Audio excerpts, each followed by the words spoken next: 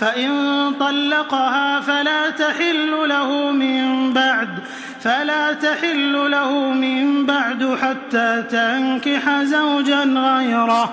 فإن طلقها فلا جناح عليهما أن يتراجعا إن ظنا أن يقيما حدود الله، وتلك حدود الله يبينها لقوم يعلمون.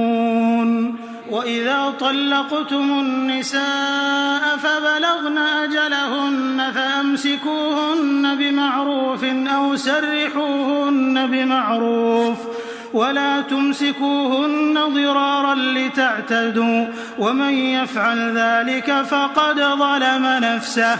ولا تتخذوا آيات الله هزوا، واذكروا نعمة الله عليكم وما أنزل عليكم من الكتاب والحكمة يعظكم به، واتقوا الله واعلموا أن الله بكل شيء عليم.